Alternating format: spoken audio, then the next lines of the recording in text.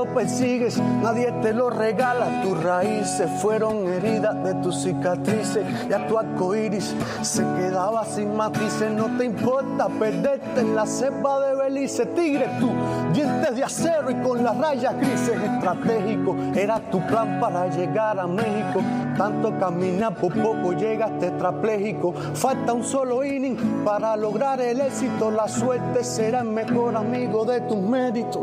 Acelera, sabes que viene la última frontera. Te guardan, te aprietan los grilletes de la espera. Le das gracias a... 3, 2, 1.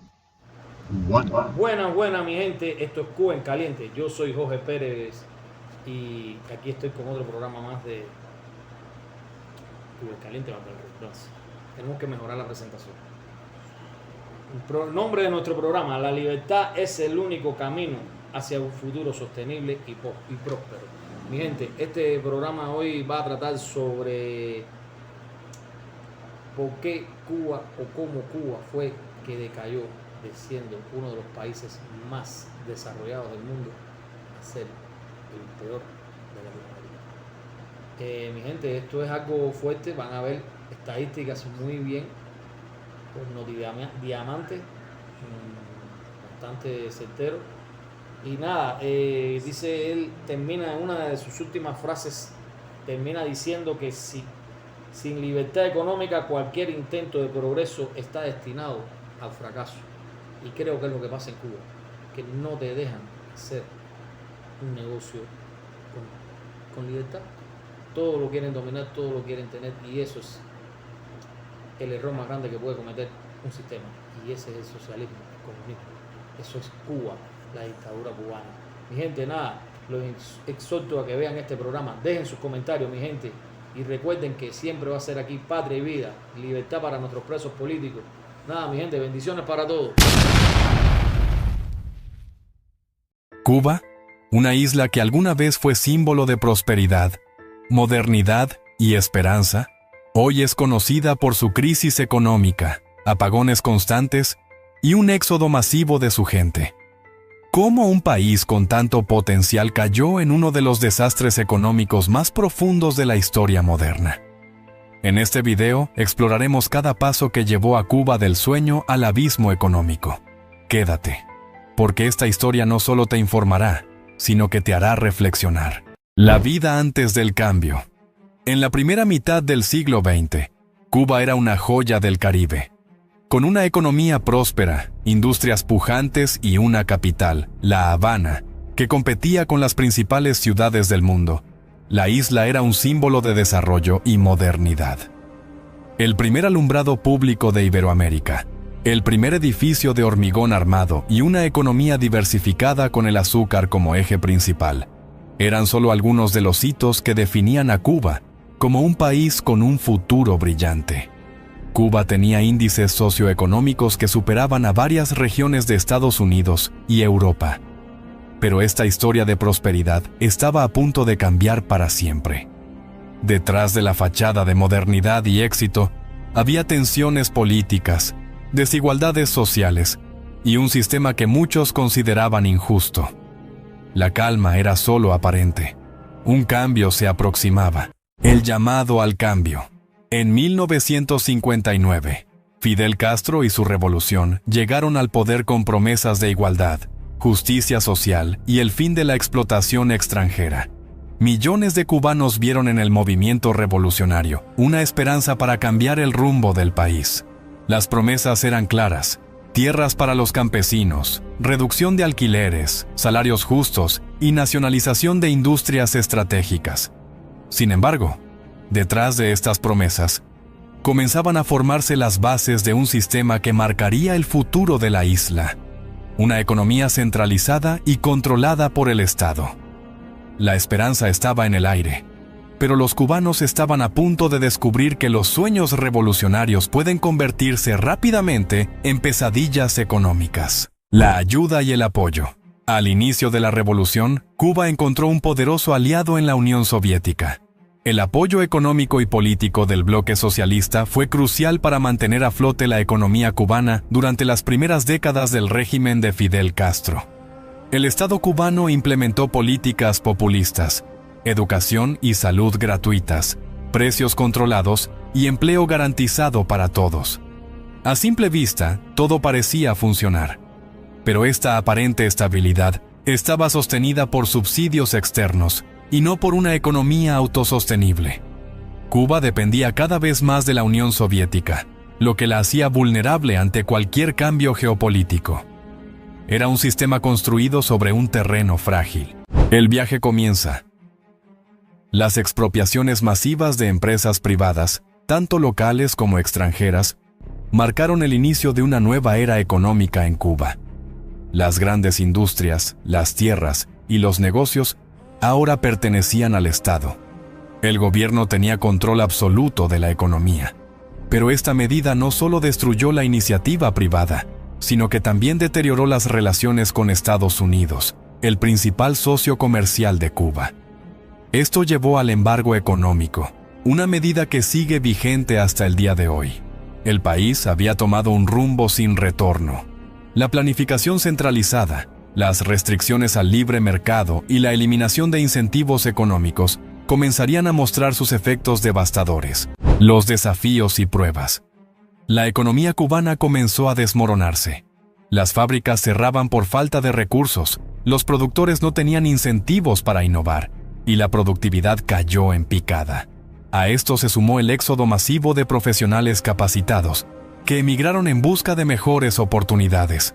El gobierno intentaba controlar todo, desde los precios hasta la producción. Pero cada medida solo profundizaba el caos. Las políticas populistas chocaban con la realidad económica. El sistema no podía sostenerse por sí solo. Con la caída de la Unión Soviética en 1991, la economía cubana colapsó. El periodo especial trajo hambre, apagones y una crisis humanitaria que dejó una cicatriz imborrable en la historia de la isla. El enfrentamiento directo. Ante el colapso económico de los años 90, Cuba se encontraba en una encrucijada. La caída de la Unión Soviética significó el fin de los subsidios millonarios que habían sostenido la economía de la isla durante décadas. Sin petróleo, sin recursos y sin aliados económicos sólidos, el gobierno cubano se vio obligado a implementar medidas de emergencia. Se legalizó el uso del dólar estadounidense, se permitió el autoempleo en pequeñas ocupaciones, y se abrieron las puertas a inversiones extranjeras en sectores específicos como el turismo. Surgieron tímidos negocios privados, restaurantes caseros, pequeños comercios y alquileres de habitaciones para turistas. A primera vista, estas medidas parecían un cambio positivo, pero eran apenas parches temporales para una herida profunda.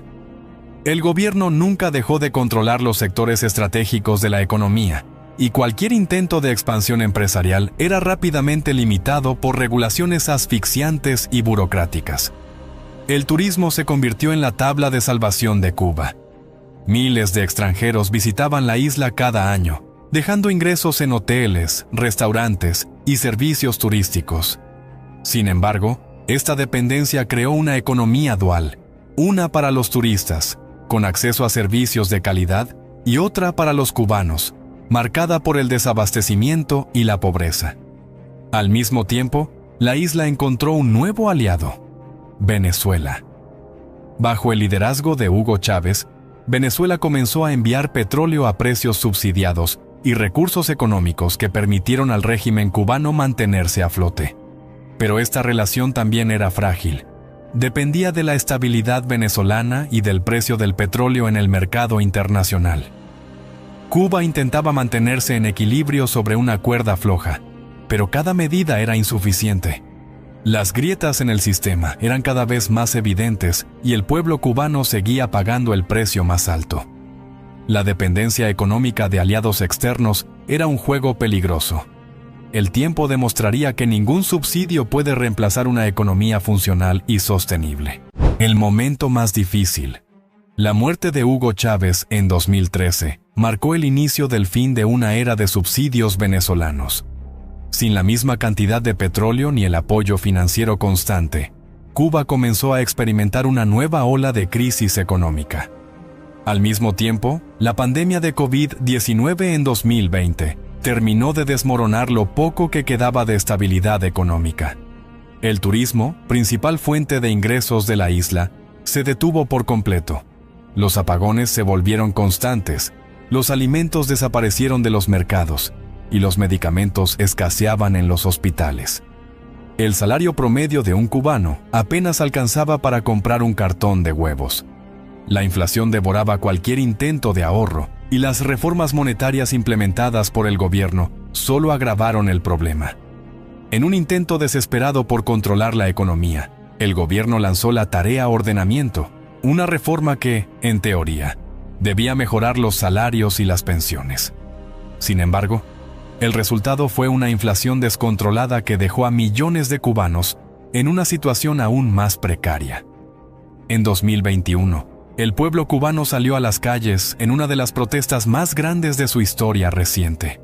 Miles de personas desafiaron la represión estatal para exigir libertad, alimentos y mejores condiciones de vida. La respuesta del régimen fue contundente: arrestos masivos, censura en Internet y un silencio ensordecedor ante las demandas populares. El éxodo masivo de cubanos alcanzó cifras históricas. Miles arriesgaron sus vidas cruzando el mar en balsas precarias o atravesando selvas peligrosas para llegar a otros países, especialmente Estados Unidos. La desesperación era palpable y cada día más familias quedaban rotas por la emigración. La crisis económica cubana no era simplemente una cuestión de recursos.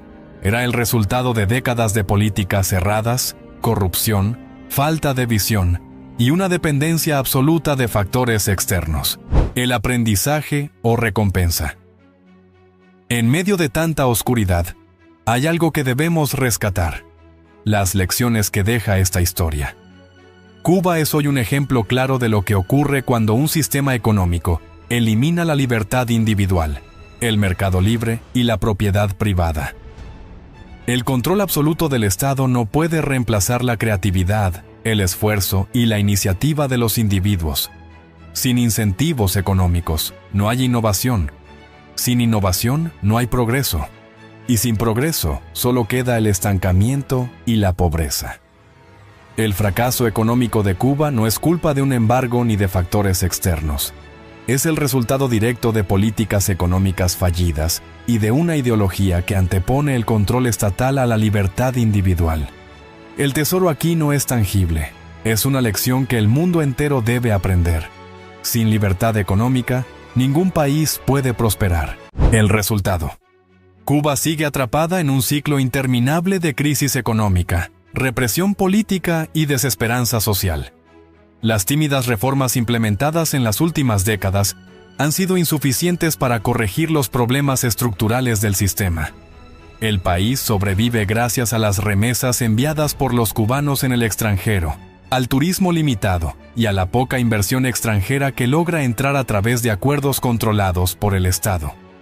El gobierno cubano continúa culpando al embargo estadounidense de todos sus males, mientras evita reconocer los errores internos que llevaron al país al borde del colapso. Reflexión final.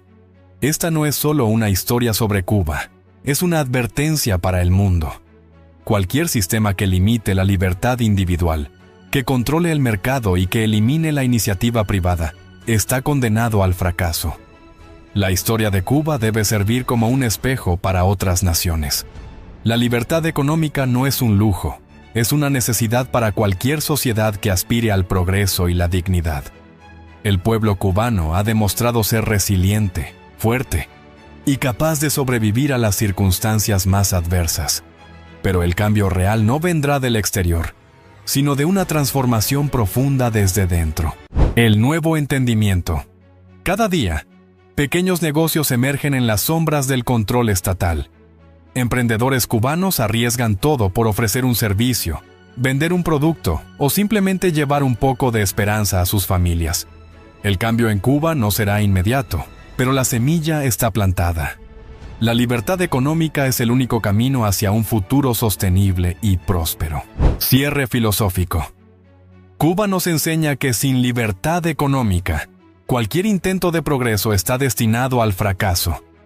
La verdadera revolución no ocurre en las calles, ocurre en las ideas. y las ideas de libertad, creatividad y esfuerzo individual siempre encontrarán la forma de florecer, incluso en el terreno más árido. Gracias por acompañarme en este viaje. Si esta historia te hizo reflexionar, comparte tu opinión en los comentarios y suscríbete para más contenido que desafíe tu forma de ver el mundo.